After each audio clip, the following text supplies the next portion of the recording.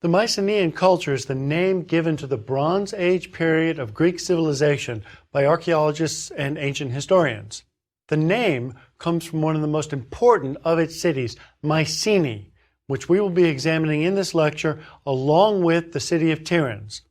These two small cities were in the area of the Peloponnese known as the Argolid. This is the region of the great peninsula that makes up the bottom half of the Greek mainland, and the Argolid is the area around the city of Argos. It's in the northeast part of the Peloponnesus. Both of these cities were influential far beyond their modest sizes. They were some of the key Bronze Age cities on the Greek mainland, of such power that their reputations were transmitted down into historical times through Greek myth. Mycenae was commemorated in Greek myth as the home of the king Agamemnon, the supreme commander of Greek forces in the Trojan War. In fact, there's a huge number of myths about Agamemnon and his family.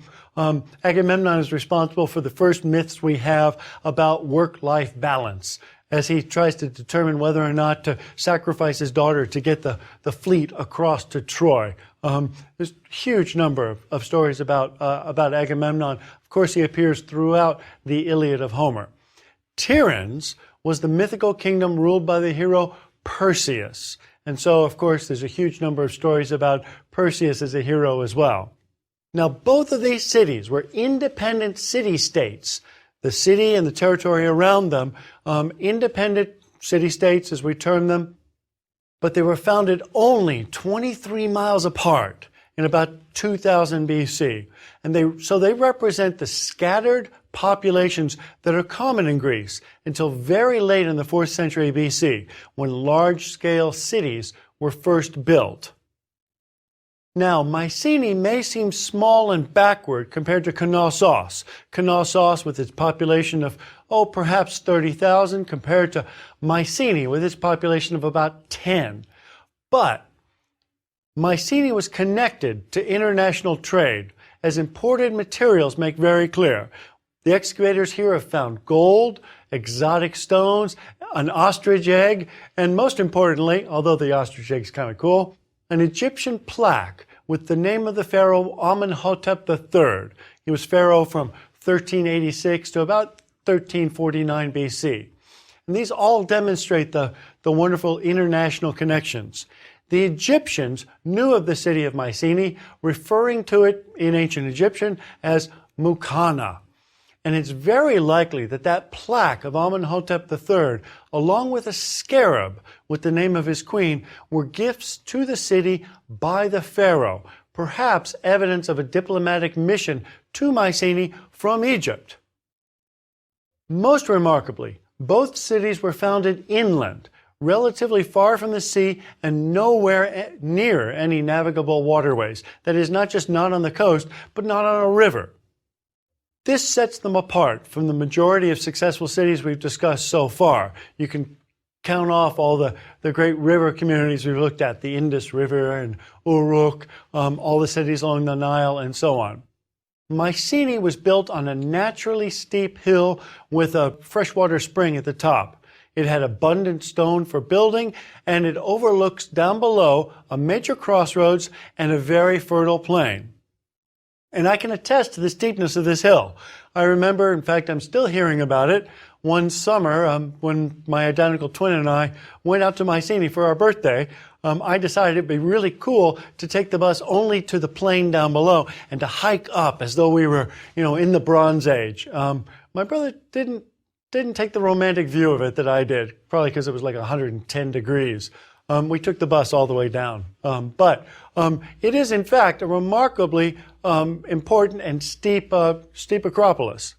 It's small, but perfectly placed to project power over the region and to restrict movement in and out of the Argolid, or in fact, much of the Peloponnese. Effectively, it forms a chokehold against anyone moving in or out of the Peloponnese. Tiryns, similarly, was built on a ridge as well, but it's built on a much longer ridge that overlooks, again, the surrounding countryside and the fertile farm fields that were no doubt controlled by those who lived in the city. So really, the vast area of the city-state. That city was built on 3 levels, the highest of which, about 28 meters high and 280 meters long, contained a palace complex. Now, unlike Knossos or any of the other Minoan settlements, Mycenae and Tiryns were founded and occupied by Greek speakers. This was only proven conclusively with the translation of Linear B tablets that had been found at a number of mainland palace sites, Pylos, Mycenae, and Tiryns, and a number of other places, beginning in the 19th century. See, archaeologists came upon these clay tablets with writing on them that they didn't recognize. They couldn't read. They had no idea what it was. And so speculation was rampant because they counted on the writing to tell them about this culture. And some people thought it was Etruscan. Others thought it was Minoan. Others thought it was Egyptian. Everybody guessed pretty much every possible culture. Eventually, however, these Linear B tablets, as they were called, were translated. And the translation was achieved in the 1950s by Michael Ventris and John Chadwick. John Chadwick was a classic scholar. He was actually a British codebreaker in World War II. And then after that, he went on to specialize in Linear B, trying to translate these tablets. Michael Ventris, on the other hand, was not a classic scholar. He was an architect, and he pursued the decipherment of Linear B as a hobby, something he did in his spare time, because its decipherment was a problem that had intrigued him ever since he was a teen. They proved, Ventris and Chadwick, that rather than a variety of Minoan, as was thought by many people at the time, Linear B, as it came to be known, was a Mycenaean form of written Greek that disappeared with the destruction of the palaces in about 1200 BC, which we'll address later. The discovery that Linear B was Greek pushed the date of written Greek back about 600 years, and also conclusively proved that Linear A, the related script that's associated with the Minoan palaces, was not Greek and comes from an entirely different language group that is not at all related to Greek. So we got this one and isolated the other one. Now, these two cities, Mycenae and Tiryns, are designed and constructed in stark contrast to the Minoan communities. They're compact, heavily fortified urban spaces that from the exterior were defined by great walls and palaces. Palaces are constructed on the highest point of each city. Each city grew over time to their heights in the period from about 1350 to 1200 BC. Mycenae initially consisted of the palace on the highest level and 2 lower areas of houses, workshops, and a cult center. Eventually, Mycenae was enlarged. In fact, at one point, almost doubled in size to include more territory. And that which was enclosed was filled in with more buildings and less open space. Some people think that this, in fact, is a period where the city was under threat. And they think that this expansion of the city and the creation of more buildings doesn't actually tell us about a growth in population of the city, but moving people from the surrounding countryside into protected area behind the walls. Those upper and lower cities, the palace and the city below, included subdivisions to improve city defense. That is, they're defended separately. We've got a city wall, and then we have a second wall just around the Acropolis. Within those 2 areas, the growth is organic. There's no regard for orientation of buildings or attempts to create formal right-angled spaces or blocks. We have an irregular wall around the entire city and then around the higher area, the Acropolis, and within that, houses are just scattered. That upper city was dominated by what we think is the civic center and a palace, whereas the lower contained a cult center, perhaps showing a separation between civic and religious authority. If that is the case here, that's particularly significant because that's different than the other Bronze Age civilizations that we know of. At Uruk, the kings were responsible for a number of key religious ceremonies. And of course, the pharaohs in Egypt were responsible for religious ceremonies of the rebirth of the entire state of Egypt, the flooding of the Nile, and as well as the civic authority. At Tiryns, we see the same pattern of development that we did at Mycenae. A palace occupied the high ground, surrounded by administrative, residential, and storage buildings. This was sealed off from the larger lower zones, which contained the bulk of the regular housing in the city, as well as workshops. Now, I appreciate that as I've described it, each city may sound like the upper city is dominating the lower and perhaps keeping the population in check through military means. You could easily, I think, picture this as a small group of elite individuals who are, dominating the vast poor people down below. I don't think that this is accurate. I think it might be better to think of the upper city as the ancestor of the Acropolis at Athens. You see, at Athens, during the 6th century BC, it was ruled by a tyrant. And the tyrant of Athens was the champion of the lower classes against the aristocrats who previously had held all power among themselves. So the tyrant really came in with the support of all of the lower classes as their protector. The Acropolis in Athens at that time, in the 6th century BC, was not the exclusively religious zone it became under the democracy of the 5th century BC. The tyrant lived there on the Acropolis in a palace, and a number of the religious structures to Athena were commissioned by him personally to link him to the religious authority in the state and to reinforce his rule through that connection. Now, the walls of each of these two cities are really the most remarkable extant element that we have of each one. At each, they date to the later period of the Bronze Age, that is, the constructions from 1350 BC on. Why the Mycenaean Greeks constructed these massive fortifications, only at the end, is not known. At Tiryns, the fortifications, they're more than just walls. I use the term fortifications here deliberately rather than just saying city walls because they're massive and they're very complex. But at Tiryns, these fortifications were begun about 1365 BC. The walls that surround the city were in places perhaps 20 meters thick and about 20 meters high. They're constructed out of enormous, irregularly cut stones. This polygonal masonry, as it's called, has been termed Cyclopean masonry, since the Greeks of the historic period thought it must have been made by Cyclops, the giant, monstrously strong sons of Poseidon, those figures in Greek mythology who just each have one eye. And so this masonry was called, from the Greek period, Cyclopean. Once again, it's not just walls, it's fortifications. We have bastions, that is, projecting towers, storerooms and guard rooms, and at Tiryns, long galleries within the walls. Now again, those walls are, in some cases, 20 meters thick, so there's plenty of room to move within them. The longest of these galleries at Tiryns was about 30 meters or about 100 feet in length.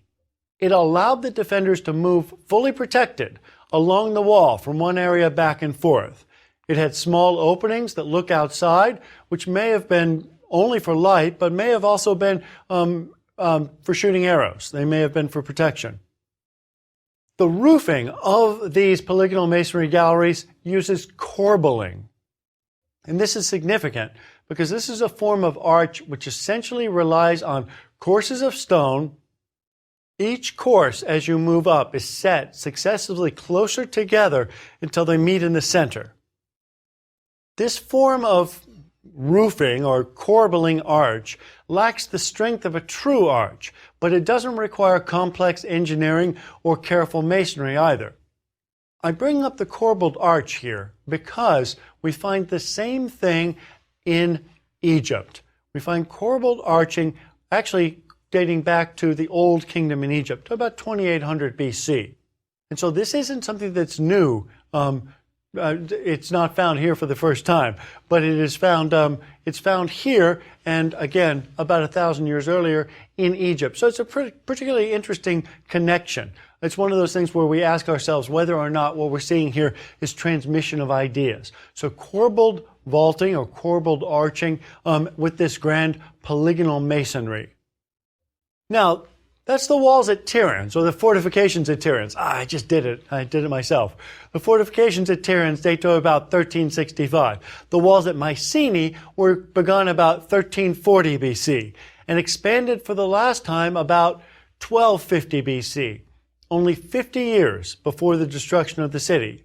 This final phase extended the walls to include more urban areas that had previously been suburban, and to include that freshwater spring I mentioned. In final form, the walls at Mycenae were about 1,100 meters in length and enclosed about 30,000 square meters of area. They averaged about 7 meters in thickness and about 8 meters in height. Built over the period of about a century, the walls are of different types of masonry and stone. Some is cyclopean, that irregular polygonal ashlar masonry. Some irregular limestone masonry, smaller in size. As at Tiryns, they include not just the walls, but storerooms that are built within them, bastions, and guard rooms that are added at this late period. Once again, we don't know why. We assume that the community was under threat, but by whom and where they came from is a mystery. Now, the main gate in the walls at Mycenae is, frankly, of personal significance to me. This is what's known as the Lion Gate at Mycenae. And I have to tell you that this is actually the reason I got into archaeology in the first place. The Lion Gate at Mycenae, I read an article about it when I was in 3rd grade, and I found it absolutely captivating. I drew pictures of it in art class. It changed my life. It shaped my profession. Well, the Lion Gate at Mycenae, the great main gate in the walls, was a product of the building program of about 1250 BC that included a bastion on the right side of the gate and a wall on the left. This allowed the Mycenaeans to flank any attackers on both sides. So attackers have to go down a narrow area to reach the gate, so they've got, attackers on all 3 sides, front and left and right. The name of the gate, the Lion Gate, comes from the triangular carved limestone slab that rests above the lintel of the gateway. Now, the lintel stone of the gate is an enormous single block of stone, about 4 meters in length. And above that, they have what we refer to as a relieving arch. You don't put a lot of heavy stone over the lintel because it's an unsupported span down below. So what they did do is they filled that relieving arch, the area where you don't put heavy stone, with a very shallow cut piece of limestone. This is this roughly triangular piece, about 3.5 meters on a side, and it's the largest work of relief sculpture from anywhere in Bronze Age Greece. The monumental design has traditionally been interpreted to show 2 lions. I think, however, that these aren't lions, they're griffins. They're standing with their front legs resting on Minoan altars, facing one another on either side of a Minoan column of the type found at Knossos. I think they're griffins rather than lions because the heads are missing, and they were obviously made of some other material that was added. You can, in fact, if you look at the gate today, see the holes for the pinholes where they set the head in separately and drove in a wooden dowel to hold it in place. So we have 2 figures, I think griffins, perhaps lions, facing one another with their forelegs up on altars, separated by a Minoan column. The design might only be apotropaic, that is, designed to keep away evil. This is a standard form of design we find over Greek doorways. Gorgon heads and other things that are horrific images that are designed to be apotropaic, to keep evil out of whatever the open doorway is. But I think it's hard to ignore the prominence of the Minoan elements.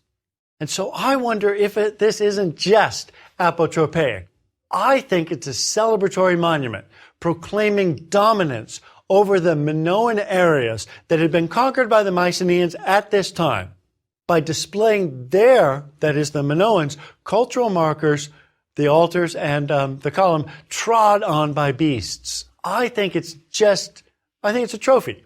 I think it's a great trophy of the Mycenaeans saying, we have dominated this older culture to the south and, we can do anything.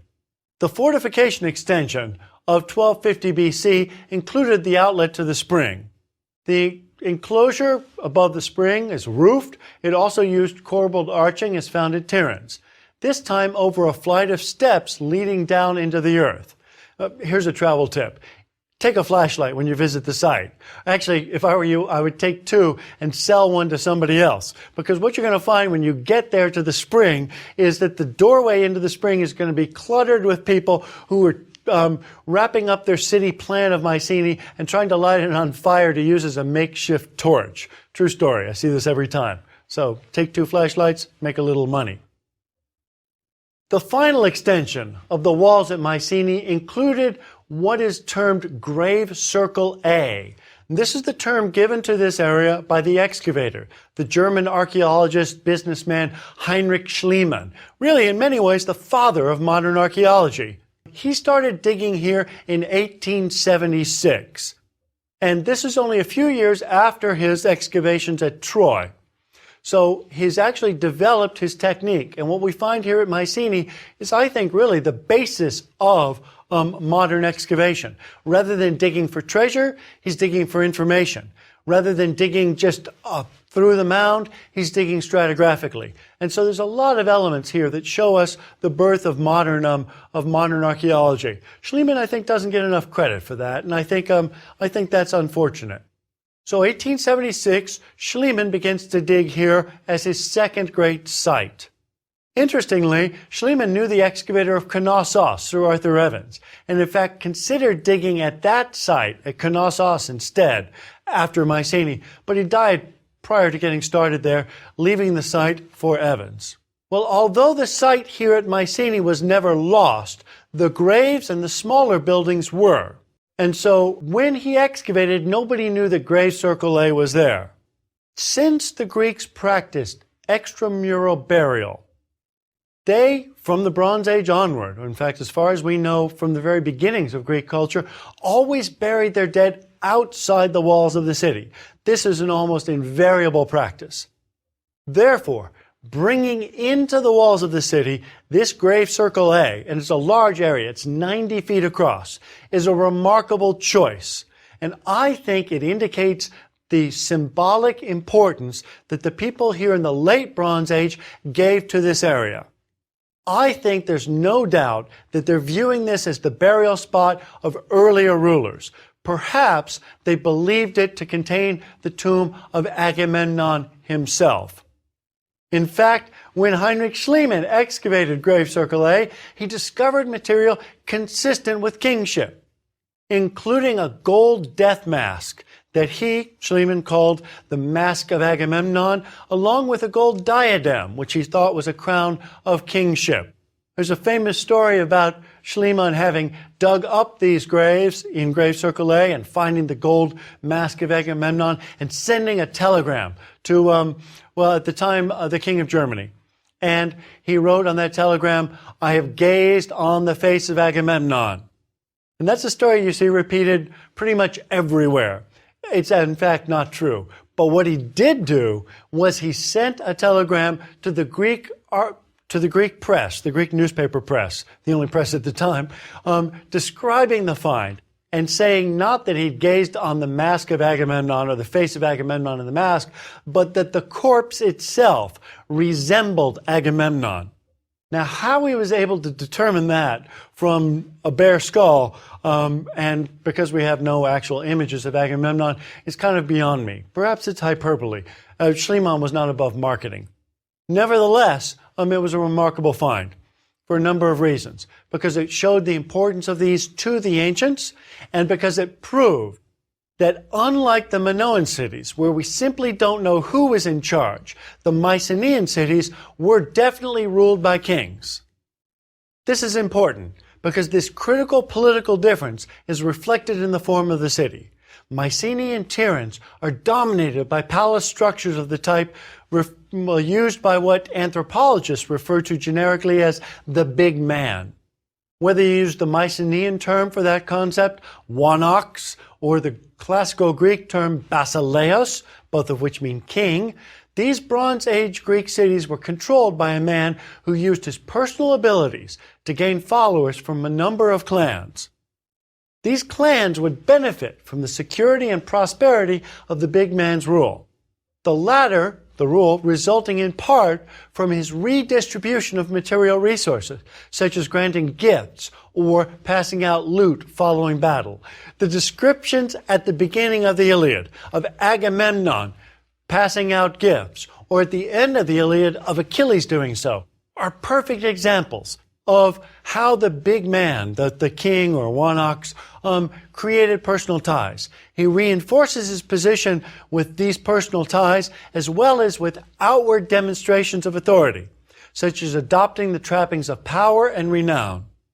Here at Mycenae, we see these attributes of the big man as well as the first true palaces of the European Bronze Age. Now, the core Mycenaean form in this palace architecture is referred to as a megaron. This is the heart of the palace and the critical stage on which the king displayed his power and conducted rituals honoring subordinates and receiving their proffered allegiance.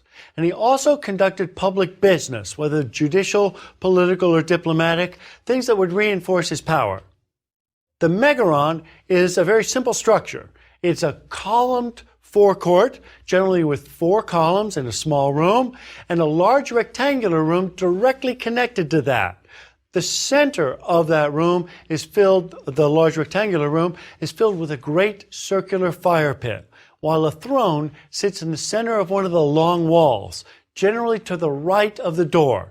So you walk through a small forecourt, in front of you is a large room with a great circular fire pit, and in the center of the right-hand wall would be the king, seated on his throne.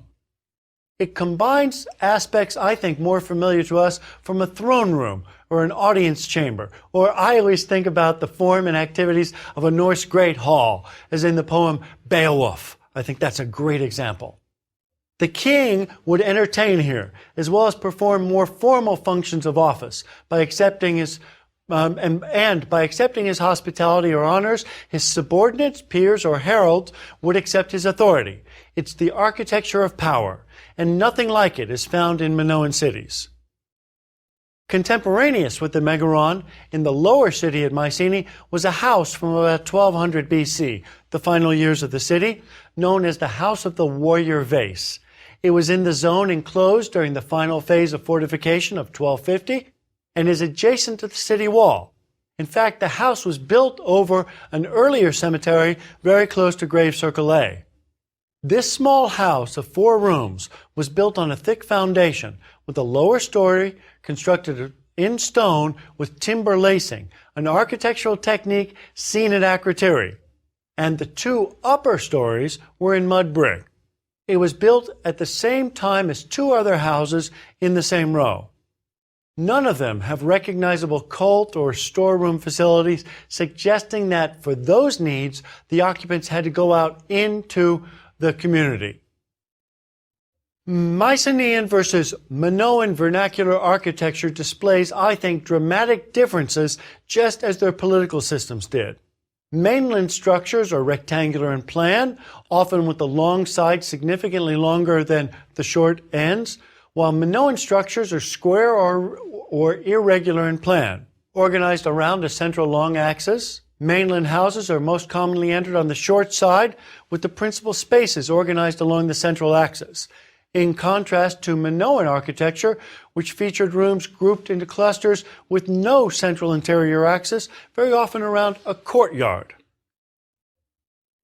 The warrior vase that gives the house its name is a crater, a wine-mixing vessel with a single painted frieze of armed Mycenaean warriors marching to war.